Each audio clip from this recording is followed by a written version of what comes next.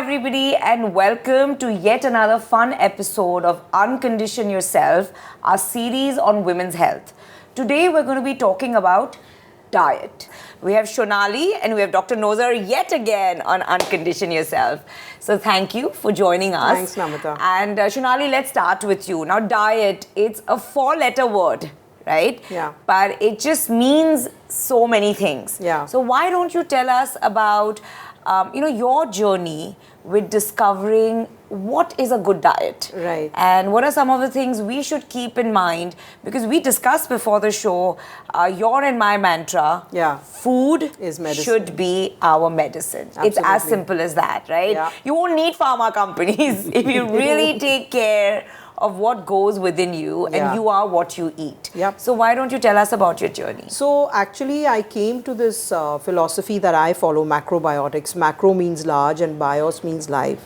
It's a larger than life view and approach to diet, because my father had cancer. So when he had cancer, I read a book written by one doctor called John Satellaro. He talked about prostate cancer stage 4, the cancer my father had, and how he had used food to keep his cancer down. And he had kept it down for 10 years. Oh wow, and 10 is a long time. Prostate cancer statistics is by the time you get diagnosed in stage 4, they give you a 3-year lifespan after that. And then I decided to go and study it formally, and that's how I went and studied it in the US, and then decided that I need to bring it back to India. It was talking a lot about tackling many lifestyle problems, like diabetes, rheumatoid arthritis, lupus, the cancers, and then irritable bowel disorder, ulcerative colitis, Crohn's disease. So that kind of made me look at nutrition in a whole new light. So brought it back to India, started cooking. That was my first, because macrobiotic counselors are trained to be chefs. Right. So I started my catering service, and I was cooking for some of the Bollywood girls. That's some very big names. Yeah, so there was Katrina, Jacqueline, Neha at that time, and my philosophy behind that was, if I cook and feed the people, they're going to see what results they can expect. So the meal I started in 2008 was very simple. It was kept free from sugar, dairy, white flour, anything processed, anything refined. Sauces were made from ground up. We did different cuisines to keep them challenged. So we did Chinese, Japanese, Moroccan, Indian, with all these concepts in place. It was a gluten-free meal. So gluten-free is important? Well, it depends. In certain conditions, it becomes important. And in certain conditions, you can have them. But I just, because I was tackling like a thyroid, then I was tackling weight loss, I was tackling maybe ulcerative colitis. So I had to target all these conditions with just that one meal that I was doing in the day. If you feel dairy is going to create bad blood structure for someone it takes away from energy actually, dairy in a way. It pulls the energy back from you. So you're not going to give someone dairy. You're going to give the thyroid patient also less dairy, or the PCOS client less dairy, because it creates mucus in the body. I'm sorry, but I just need to interrupt on this dairy thing, because our Indian mothers are obsessed with have that glass of milk every night. Right, yeah. So what made you think want to take it up? Want to take it out of our diets? So the thing is that it's so inherent to our Indian thinking and childhood conditioning. Yeah, but it's not the same dairy that you were getting when you were getting probably when your grandfather. So you think it's a contaminated milk? It's not contaminated. I won't use the term contaminated so strongly, but I would use the term pasteurization, homogenization, and all of that. But if I had a cow in my backyard and use fresh milk, you'd be okay with it? Maybe, yes. Okay. I would be. So it's more the processing and the... Yes. Let's say the refining of everything has gotten us, right? Like wheat was okay at one time. What caused it to be, people to be gluten intolerant? It was the hybridization of wheat that caused it to be. Caused people to get intolerant to it. So it's the same way with milk. Milk is mutated now. It's changed. Right. When it comes to us. So it's causing more issues. Plus, no one's really paying attention to the growth hormones that cows are getting, which women are taking in, and then it's giving them other problems. Right. So that's a big factor. Yeah, big factor. And actually, since we're talking about diseases, and that's a word that's come into play, Dr. Nozer, you come in. I know you feel very strongly about diet. So can you talk about diets that have created issues and then diets that have helped solve some of those issues and specific conditions? So thank you so much for taking up this subject, because we look to solutions most of the time with pharmacology and medicines. And we forget that thousands of years ago, Hippocrates said, "Let food be thy medicine and medicine be thy food." I mean, back then, he had understood the importance of eating right.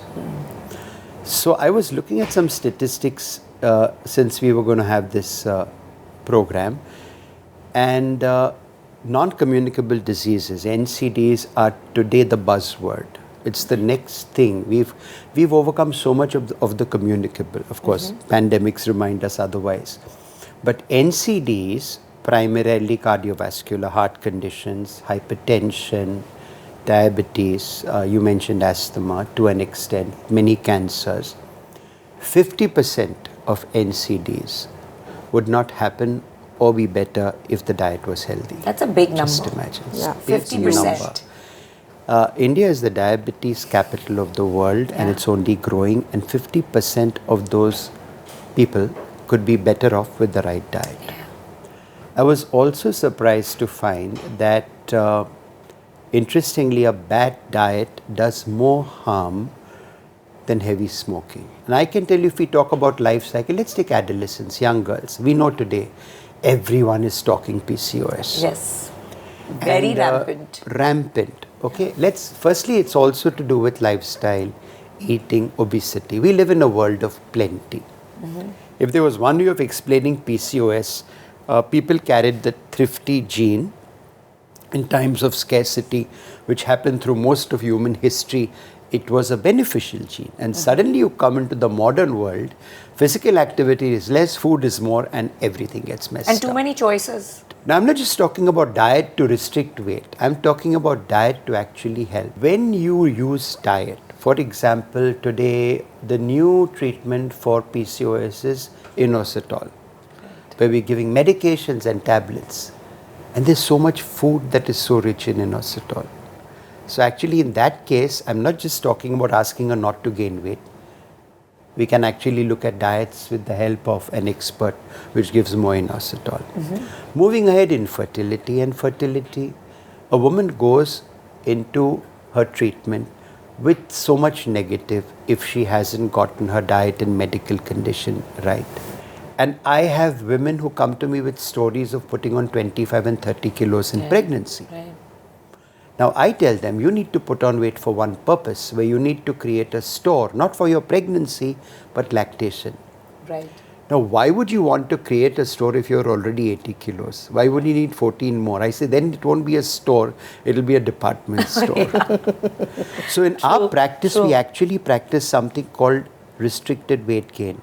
Right. When I first tell them about it, they are taken aback. So I show them a list of patients. We've done some research. And when we analyzed about 50 patients, the average weight would be 88 kilos, BMI over 30, even the others. The mean weight gain in pregnancy for these 50 women was 2.8 kilos. I had a patient of 121 kilos who finished a pregnancy at 110. My God. Less diabetes, less big babies, less everything. So we need to modulate things, need and to for change that the way they think. I need experts like Shonali. And then finally I will come to the late phase cancers. We know for sure that for women, what are your commonest cancers? Breast, number 1. Yes. Uterus and endometrium has now climbed to 2, along with ovary maybe 3, and cervix going to 4. Right. With breast cancer, we know that the Western diet that we adopted made breast cancer more common. What your environment and what you're taking in, besides that's a the big food, one. Yes. is impacting us, and there's Yes. so much negativism coming into our body. Something we call as endocrine disruptors, which is not really the food itself, but what finds its way into your food through the environment, through industrial pollution. Finally, for me, what I consider a very important part, the woman in midlife and thereafter. We always heard that Japanese women did menopause extremely well. And reason? Food. Soya. Okay. Okay. And today we are talking about phytoestrogens and plant estrogens, and a very important source of isoflavones, which are natural estrogens, are probably historically a big part of their diet. But I've never eaten soya. I mean, soya is not a part of the Indian diet. No. I'm just saying now. That does not mean soya has to be a part of the diet.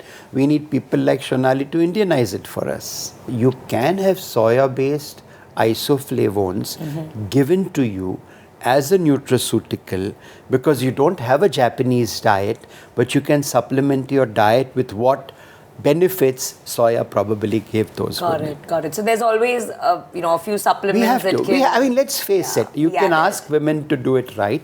Yeah. That'd be wonderful. But we are human beings. We sometimes like to do it easy. Absolutely. And I'm fine with that as long as they've understood why, how, and how it works. This is a great point. So before we come to the Indianizing part, there's always this perennial questions of supplements. How many vitamins should a woman be taking? I know women who are taking 32 different supplements. What are your views on supplements? So first of all, I don't think you need them. That's my view on them. And those who are taking the 32 supplements probably don't have a great diet in the first place. They're doing it to save themselves the trouble of eating well.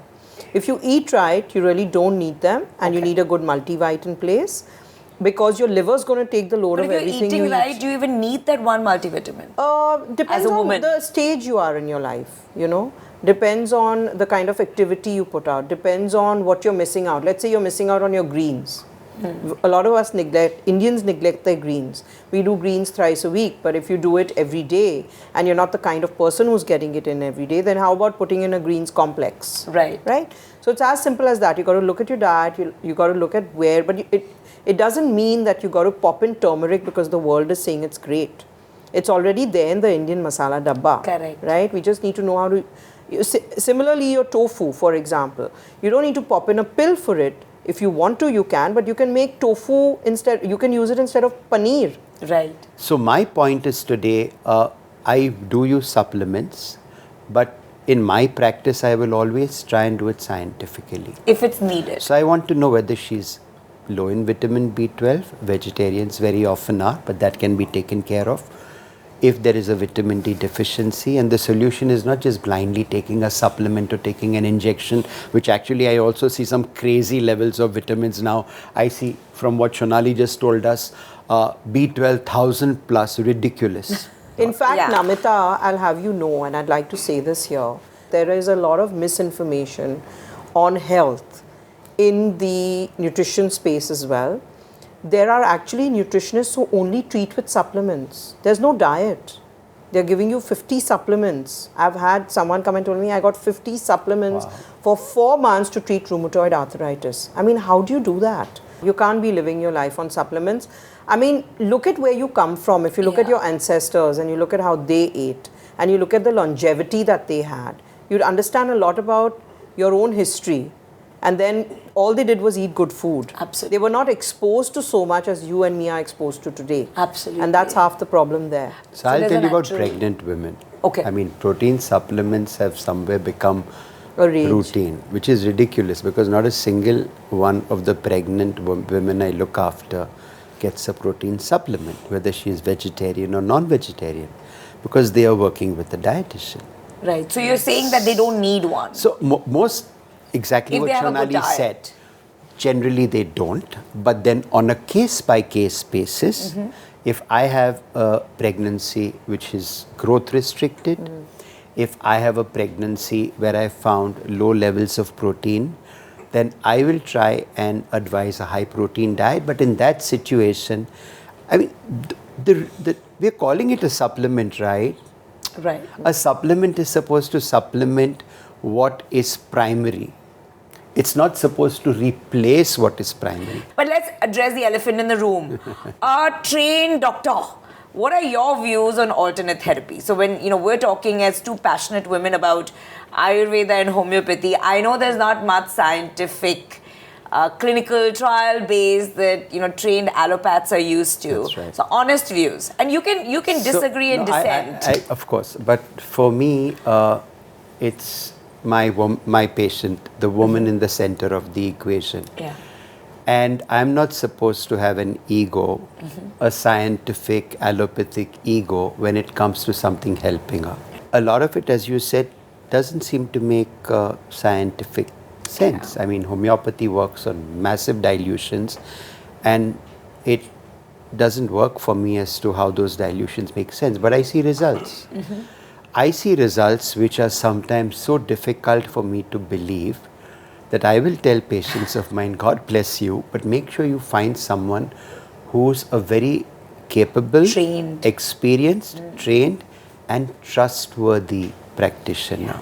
So Shonali, we discussed about nightshades and rheumatoid arthritis, so specifically the impact of nightshades on autoimmune system, and which are some of the foods to avoid. Let's talk about that. So, you know, while in the Indian subcontinent, because we are in a tropical zone, nightshades work. So you have okra, bhindi, you have brinjal, eggplant, you have bengan, you have all your peppers, red, green, tomatoes and potato.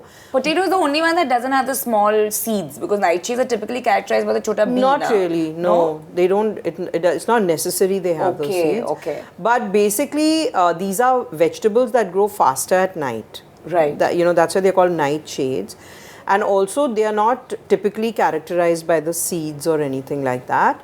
They are high on oxalic acid, so they cause problems with painful conditions. Right. So, for example, arthritis, rheumatoid arthritis, then there's a lot of that going on right now. Inflammatory conditions. Yeah, all conditions actually have an inflammation component, but all conditions which are related to pain. Pain. With Okay, your joints, specifically you know, with like pain. gout is another condition. Then you try to keep nightshades to a minimum or take them away. Now, Indians, what I find in my experience, eat a lot of tomatoes. So everything is tomato based. Our curries are tomato based. You know, anything we make, we put in a lot of tomatoes. So it's very difficult to keep them away from their tomatoes. So while you can take care of you having bhindi maybe less, or brinjal you have less, but keeping you away from tomatoes gets tough. But you'll find that if you take off the tomatoes in a painful condition, it will really help you along. There's one last question I have. Again, a very big topic, caffeine. Because you touched upon the bulletproof coffee, right? There are a lot of believers that, you know, don't have caffeine. There are a lot of believers who say don't have coffee, it's acidic, but have our Indian chai with the ginger and lemongrass, it's not as acidic. I'm thoroughly confused. So, like I say, if you love your coffee, which I know Dr. Nozer does, and if you want to have it, then have it in moderation, which means stick to maybe a cup a day. That's good enough for perimenopausal women. But coffee definitely in perimenopause pushes your hormones off. Okay. So that's a fact.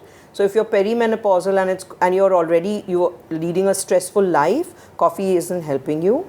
Tea is better. Tea would be perhaps better, lesser Why caffeine. is that? Because of lesser caffeine. And we've given some those of the ingredients you put in. Yeah. And some of the ingredients you put in, actually with Indian tea, you make balance with the ginger. Yeah. You make balance with other things you're putting in. But of course, I don't believe you're making balance with the dairy in there. So do it with almond milk. Or with oat milk. Yeah.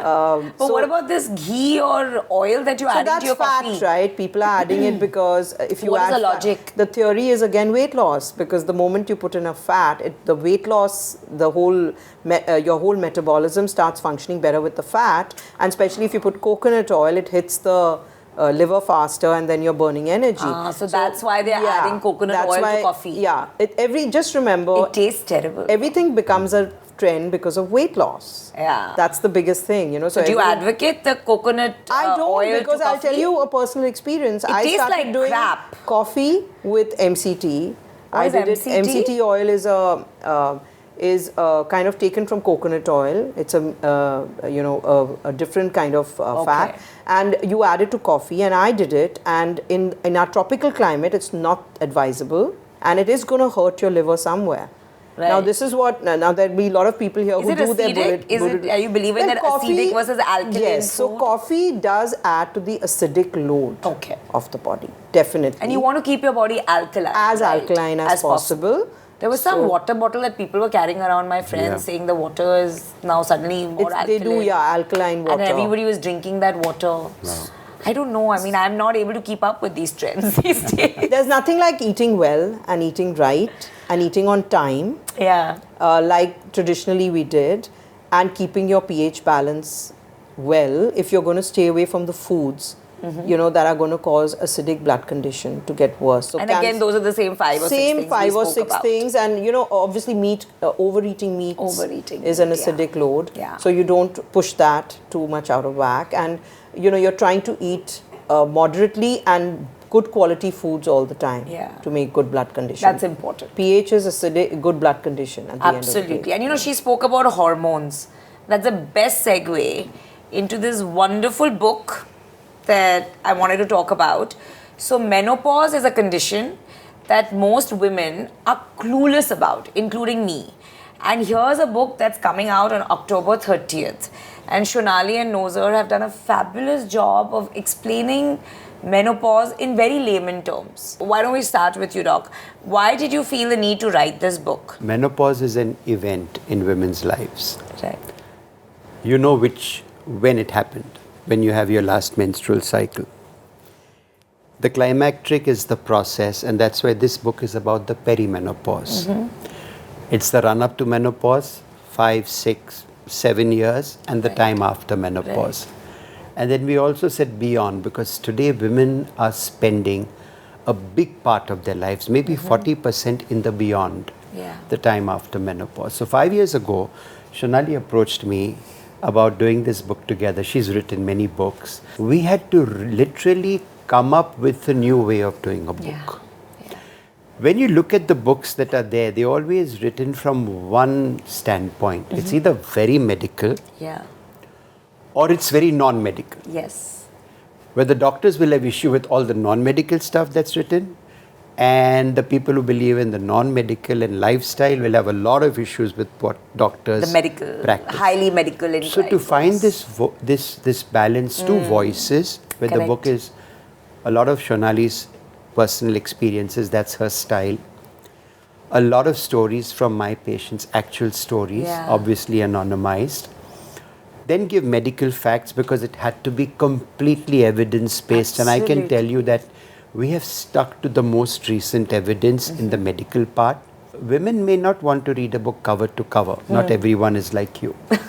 So they may want to go straight to what matters to them. So there's one on hot flushes, on skin, on urogenital, the vagina, the bladder. And even sexual wellness. And sexuality. I love that chapter, the way you addressed it. You know, a lot of this came from the people we look after. A lot of the things we tried to answer is what people have asked us, what's bothered them, what's caused distress all this time. And then there's a whole third section. We've talked a lot about hormone replacement, always the elephant in the room. So menopause hormone therapy is the new word for HRT. Right. And we've told people how. So if you ever have to, we've told people you can either nibble at the book, go to a part, or read the whole thing. I love the part that you spoke about yoga. Yes. That's the balance. That's the balance that I liked. It didn't seem like a medical book. And I'm a very big believer of yoga. Absolutely. There's so much of yoga in here. So that whole section where she gives something she calls the transformation diet, a whole chapter on actual recipes, and then the exercise and lifestyle.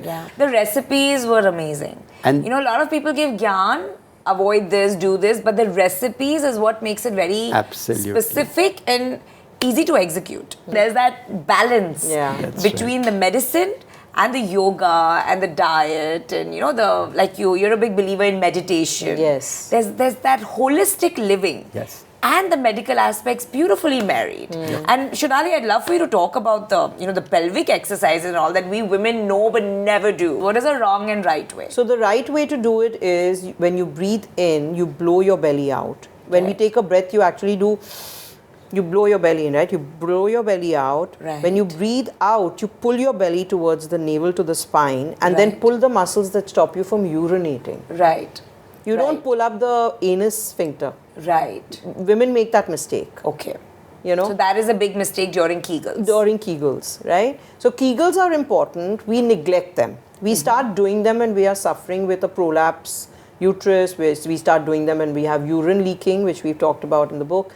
We must start doing them very earlier on. We should start laying the pelvic foundation. And what age do you start Kegels as a woman? Start in your 30s, I would say. Really? Yeah, to have great pelvic health. because you'll have a good Yeah. pelvic floor. Yeah, true. You know, Yeah. and pay attention to it. There are a lot of exercises that are in the book where I've given where you can actually I think, have you execute explained this. the right and wrong way of doing Kegels in Yes, here? You have, I right? have. I would highly recommend this book. Like I said, it's got a lot of very useful tips for women. And all in all, I think today we spoke a lot about diet. We busted a lot of myths, whether you're talking about milk, supplements, caffeine, protein, the health aspects, alternate therapy. We've spoken about it all. And please, please, please, at the cost of repetition, you are what you eat. Your food should be your medicine. Go back, rethink your diet, pay extra attention to it, and let's all aim to be our most productive and positive and healthiest self that we can be. Thank you very much. मीठा ना है बन के उड़ना है तितली